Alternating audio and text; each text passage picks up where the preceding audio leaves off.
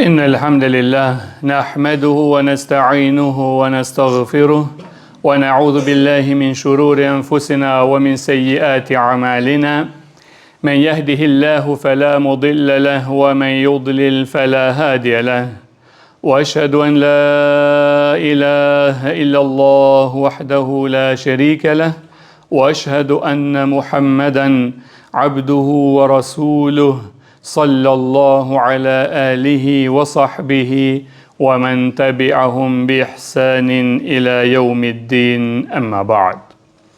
Falenderimet, lavdrimet, adhurimet, hamdi qoftë vetëm Allahut Azza wa Jall, ndërsa salavatet dhe selamet të përzemërta i dërgojmë shëmbëltyrës tonë Muhammed Mustafa sallallahu alaihi wasallam, familjes së tij, shokëve të tij dhe të gjithë atyre cilët e ndjekin rrugën e tij deri në ditën e gjykimit. Allah na bëj prej tyre. Amin. Vëllezër të dashur besimtar, tema të cilën fillimisht e përkujtoja veten time, pastaj inshallah taala do të përkujtoj edhe juve në këtë xhumë të fundit të muajit të bekuar të Ramazanit, është vazhdo praktikimin e namazit edhe pas përfundimit të muajit të bekuar të Ramazanit. Pra, mos e lër pas. Vëllezër të dashur, muaji i bekuar i Ramazanit është periudhë e cila na afron te Allahu i madhëruar. Na forcon shpirtërisht dhe na krijon zakone të reja sa i përket lidhjes sonë me Allahun e lartësuar. Gjatë këtij muaji shumë njerëz fillojnë ta falin namazin rregullisht dhe e mbajnë atë gjatë gjithë muajit. Mirpo, çfarë ndodh pas Ramazanit? A duhet ta ndalojmë këtë lidhje me Allahun e madhruar e mos ta vazhdojmë? Muaji i bekuar i Ramazanit është një shkollë shpirtërore në vete, një shkollë e madhe shpirtërore. Në të mësuam disiplinë, përkushtim, në të mësuam durim.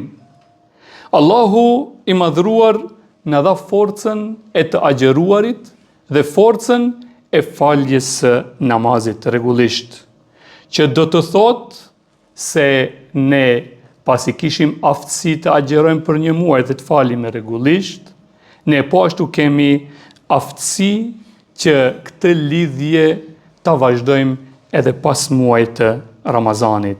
Pra vërtet nuk ka arsye për ta ndërprerë lidhjen e tillë. Le ta shfrytëzojmë që të vazhdojmë me namazin dhe të lidhemi me Allahun atëherë kur ai na thret dhe na thot hayya ala sala, e janë në takim me mua dhe ai na pret rreth 2 orë sa ka mes namazeve për takim. Dhe ne zgjedhim kur ne duam pasaj të bisedojmë me Allahun. Ai na fton në takim dhe na pret ai. Pra vërtet nuk ka arsye që ne mos t'i përgjigjemi thirrjes që të takohemi me Allahun e lartësuar, ashtu si e kishim këtë gjatë Ramazanit edhe pas Ramazanit. Që të vendosim të vazhdojmë faljen e namazit rregullisht, unë do të përmendi vetëm disa mirësi që do t'ja u jep Allahu nëse e bëni diçka të tillë. Disa.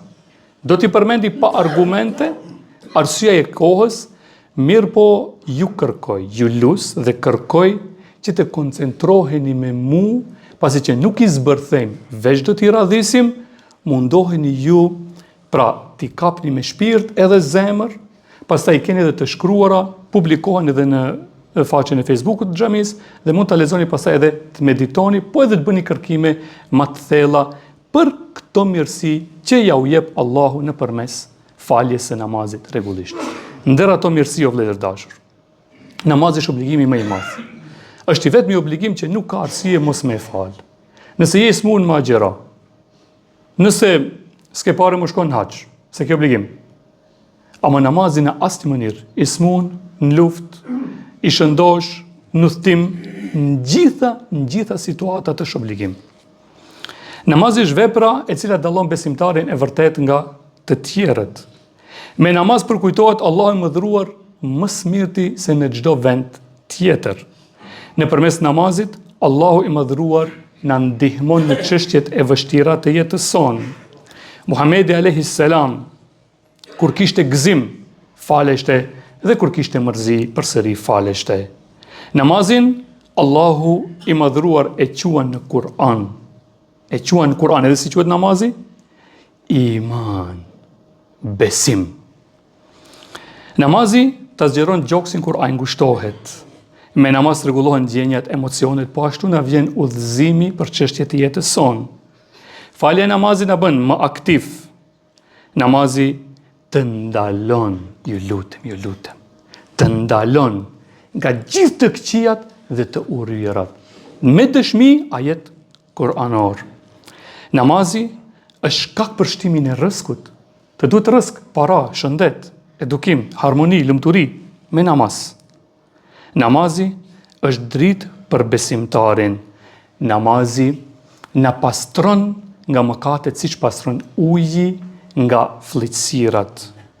Çështja e parë me të cilën Allahu xhalleshanuhu do të na pyes kur dalim para Allahu xhalleshanuhu do të jetë namazi. Nëse me të kalem mirë, edhe me tjerat do të kalem mirë. Nëse me të nuk kalem mirë, edhe me tjerat nuk do të kalem mirë. Namazi është shkaku kryesor për hyrjen tonë në xhennet. Namazi është shkaku kryesor për shpëtimin tonë nga zjarri i xhehenemit. Këshilla e fundit, emaneti i fundit, që doli nga gjuha e Rasulullahit sallallahu alaihi wasallam, edhe ndroi jetë, vdiq. Kish fjala e fundit, emaneti i fundit, e cili ishte as-salah wa ma taribat yadak.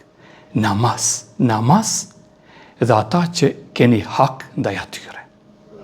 Të dia. Lidhja me Allahun në namaz dhe nëse ke hak ndaj kujt, bën kujdes. Këshilla e Isës alayhi salam, vu lutem, shumë është e rëndësishme. Ajet kuranor. Këshilla e Isës, Isa folin djep, e dim krejt. A keni lexuar Kur'an çfarë tha Isa në djep kur foli? Kështu tha: "Awsani bis-salati waz-zakati ma dumtu hayya." Vasijet, e përdorin dhe pleqet. Ma kalon me goj, testament. Çfarë na kalon me goj Isa alayhis salam? Es-salat, namaz dhe zeqat sa të jeta, sa të jeni gjallë, kësaj mos ju hiqni. Ibrahim alayhis salam kur e ndërtoi Ka'ben, me njerë sa e bën, e di cila është lutja e tij?